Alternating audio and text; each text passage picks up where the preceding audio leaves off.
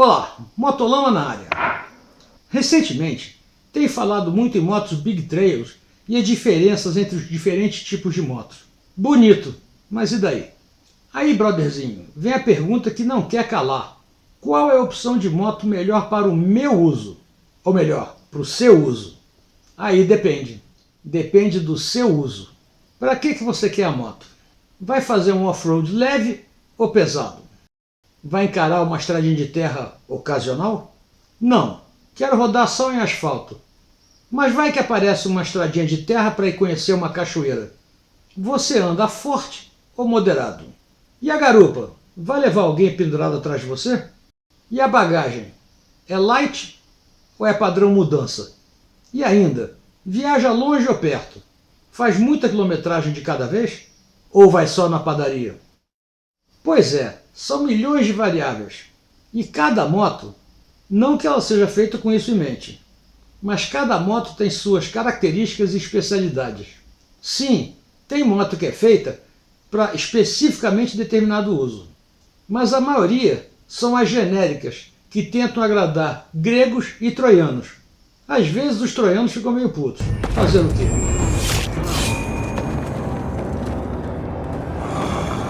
Ficar no meio do caminho é complicado. Essas motos de uso genérico são projetadas com várias utilizações em mente. Mas sempre acontece que muitas vezes ela é melhor numa coisa do que na outra. E outras são melhores na outra coisa do que na uma. Saber avaliar isso vai muito de ler o manual de instruções e saber interpretar as especificações da moto. E com a prática, saber o que cada coisa influencia no uso que você quer da moto. Hoje vamos tentar mostrar como poder avaliar uma determinada motocicleta apenas lendo o manual dela e saber de antemão qual é a aplicação ideal para ela e qual vai servir para o seu uso específico. Motolama começando agora! Minha moto venenosa vai passando lá na roça e as vaquinhas... Olá, sou o Arlindão, piloto de rally enduro e nas horas vagas editor do Motolama. Cada dia o mercado de motocicletas oferece mais opções. Umas são mais isso, outras são mais aquilo. Mas no final, tudo é motocicleta e todas têm a capacidade de nos trazer felicidades e sorrisos.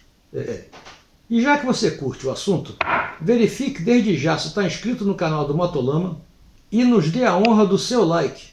E melhor ainda, compartilhe esse vídeo nas suas redes sociais para ajudar a espalhar essa alegria de pertencer à família Motolama. E pode ser em todas as redes, Instagram, Orkut, Facebook, até pelo cu. Valeu! A compra de uma moto envolve principalmente a emoção. Achar determinada moto bonita, estilosa, potente e barata são os primeiros critérios na escolha de uma nova moto. Mas será que essa moto realmente atende aos meus mais profundos anseios e necessidades? Escolher a moto ideal para você transcende achar ela bonita. Dentro das linhas de motos, tem muitas variações que vão fazer toda a diferença na hora que você estiver no meio do seu passeio. Eu já falei em outro vídeo sobre as diferenças entre as dual sport e aventureiras, mas eu achei que o assunto tinha que ser mais explorado. Só para dar uma ideia do que estou falando, obviamente não é o nosso caso, mas olha as motos de motocross. Apesar de ser tudo aparentemente igual, o visual é parecido, existem diferenças entre as motos de supercross, motocross, cross country, enduro e hard enduro. As diferenças são mínimas. Elas podem começar pela simples relação de marcha, até suspensões com cursos diferenciados e atuações mais suaves. Cada característica foi pensada no uso que a moto vai ter. E essa regra funciona para todo tipo de moto. Mas eu vou focar nosso assunto aqui nas motos aventureiras, que são muito parecidas entre si e competem no mesmo nicho de mercado. Mas a regra vale para qualquer tipo de moto. Antes de entrar nas tecnicalidades do manual, vamos falar do visual das motos. A primeira coisa que chama atenção numa moto são as carenagens. Existem vários tipos de carenagem. Desde a integral, que cobre toda a frente da moto, mas esse tipo foi banido por reduzir o esterçamento da roda dianteira e foi substituído por essa mais modernona. Tem o tipo boto, que foi inspirada no boto da Amazônia, obviamente. Tem ainda a meia carenagem e a 1/4 de carenagem. E para finalizar, tem a carenagem só do farol. E isso nos leva ao primeiro ponto de definição da sua escolha.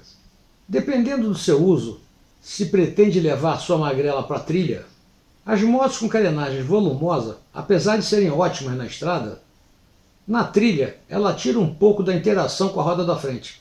As carenagens grandes, para diminuir o arrasto do guidão, elas são fixas no quadro, ou seja, elas não viram junto com o guidão.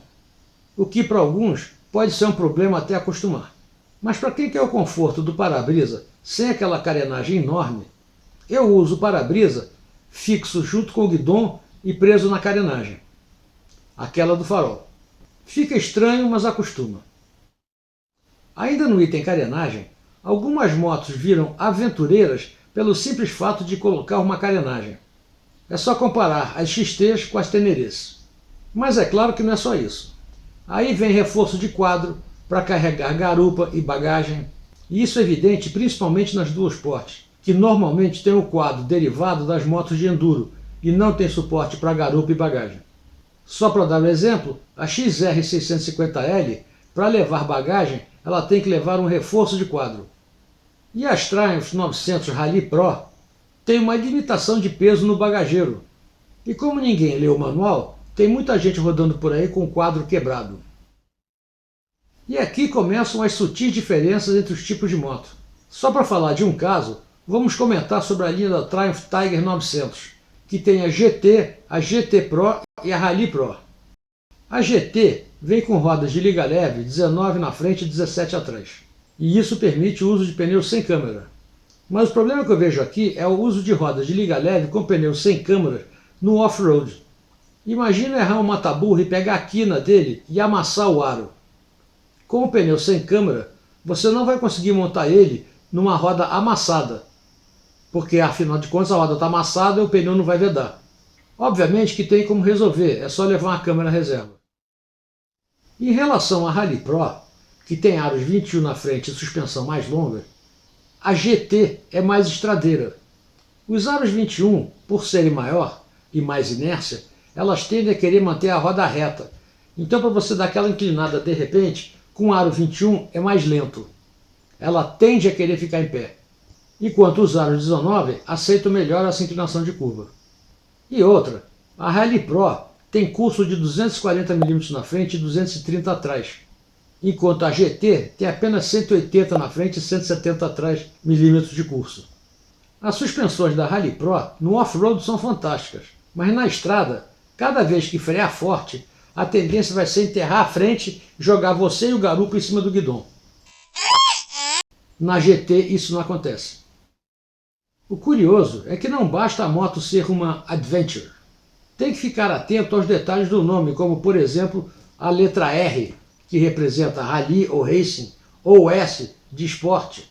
E isso tem um monte de implicações, como diferença no curso das suspensões, diâmetro das rodas, capacidade de carga, tipo garupa ou bagagem, e muitos outros detalhes que vão deixar a moto mais isso ou mais aquilo. As fábricas desenvolvem várias versões da mesma moto. Não é como comprar um carro topo de linha, onde simplesmente colocam mais itens de conforto, mas o carro basicamente é o mesmo. Nas motos muda tudo, ou quase tudo. Então nem sempre a versão mais cara é a melhor para o seu uso. Resumindo a ópera, é aqui que o conceito de para que você quer sua moto é mais significativo. E esses detalhes só vão ficar evidentes com uma leitura mais atenta do manual e das especificações técnicas. Apesar de só ter mencionado a linha da Triumph Tiger, isso vale para todos os fabricantes que fabricam várias motos, ou melhor, fabricam a mesma moto com várias especificações diferentes. Mas a coisa não para aí. O preço das motos pode falar muito. E não estou falando de torear preço para conseguir a mesma moto mais barata. O lance é o preço de tabela. Por que essa moto custa muito mais barato do que a outra que é muito semelhante? O que está escondido aí? Apesar das versões serem bem parecidas, cada uma é feita com um uso mais específico. Não que não possa usar para as duas coisas. Mas como disse lá na frente, ninguém consegue ser ótimo em tudo. Tem que abrir mão de certas características em detrimento de outras. E além disso, ainda tem as limitações financeiras. Se o fabricante quer fabricar uma moto para atender determinada faixa de preço, ele tem que fazer certas concessões para atingir essa faixa de público. É o caso das novas Himalayan 450 da Royal Enfield. O preço da moto está girando em torno de R$30 mil, enquanto a Saara da Honda, que apesar de ser um pouco menor de cilindrada, está na faixa de 35 e tanto. Que milagre é esse? Ou a Honda está descascando no preço, ou a Royal Enfield está abrindo as pernas. Nada disso. Já repararam a diferença de peso das motos? Pois é, as duas são monocilíndricas, com motor mais ou menos na mesma faixa. Só que a Saara pesa 145 kg, enquanto a Himalayan pesa 195 kg. Será que essa pequena diferença de cilindrada justifica os 50 kg a mais? É claro que não. Para manter o preço nessa faixa tão convidativa, eles não estão usando os materiais tão nobres, principalmente na liga de aço do quadro, que provavelmente não é de cromo-molibdênio. E isso já acontecia muito tempo atrás, no tempo das Agrales, onde apesar de ser um motor 2 tempos, que deveria ser bem mais leve, ela pesava quase a mesma coisa que uma XL 250 com motor 4 tempos. E eu nunca entendi isso, até que um dia eu estava numa oficina e tinha uma grade sem motor. E eu fui empurrá-la para o lado e reparei como ela era pesada. Ou seja, não era o motor, era o quadro que fazia a diferença toda. E depois vim descobrir que eles usavam tubos de aço com costura para fazer o quadro, enquanto a Honda usava tubos sem costura de aço cromo-molibdênio, muito mais leve e mais resistente. E eu não poderia deixar de falar do nosso parceiro, a Harley Rider. Os caras fazem tudo o que você precisa para carregar seus bagulhos nas suas longas viagens. Desde bolsas para ferramenta até alforje que cabem de tudo. E tudo fabricado em material de altíssima qualidade. Visite o site dos caras, que eu tenho certeza que você vai encontrar alguma coisa que vai te ajudar e muito na sua viagem. O link vai estar aqui embaixo na descrição. E tem mais, se quiser ganhar inteiramente grátis um desconto, clique no link que está na descrição e use o código MOTOLAMA5. Aí você terá 5% de bônus. Assim é mole. Concluindo, o uso de materiais mais nobres muda o preço final. Então, como escolher minha nova moto? O mercado brasileiro, apesar de longe do ideal, está começando a ter bastante opção de motocicleta. Foi-se o tempo em que as opções de motocicleta se limitavam a XL 250 e DT 180. E tinha grade também. Com a entrada do Xing Ling e dos Hare Krishna, apesar de ainda terem uma fama meio duvidosa, o leque de opções no mercado cresceu bastante. E isso dá margem às especulações de qual é a moto ideal. Antigamente, para andar no asfalto, era uma Honda CB400, e para andar na terra, era uma Yamaha DT 180.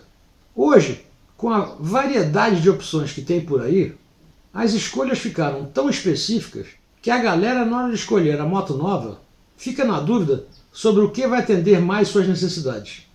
Como diz o ditado, o homem que tem um relógio tem certeza das horas.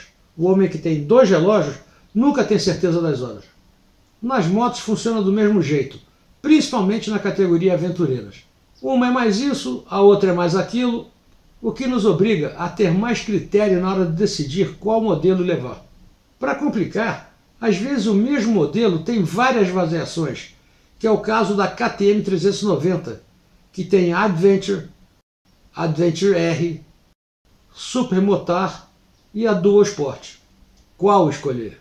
Isso sem falar em modelos semelhantes de fabricantes diferentes, mas que atendem mais ou menos ao mesmo uso, como por exemplo a Saara, a Himalayan, a Scrambler 400X da Triumph e a Versys 300. São todas ótimas e fazem mais ou menos a mesma coisa, mas evidentemente que existem diferenças e cada uma é melhor num determinado segmento. Aí volto ao ponto inicial. Ler as especificações técnicas da moto e avaliar os detalhes, tipo diâmetro das rodas, curso de suspensões, altura do banco, capacidade de carga e outros parangolés. São detalhes tão pequenos, mas na hora que eu estiver com a bunda no banco no meio do passeio, vão fazer toda a diferença. Dá vontade de ter todas. mas infelizmente a patroa não libera a grana. Então temos que definir qual vai melhor atender o que a gente precisa. Infelizmente, a vida é feita de escolhas. Um abraço, até semana que vem. Fui!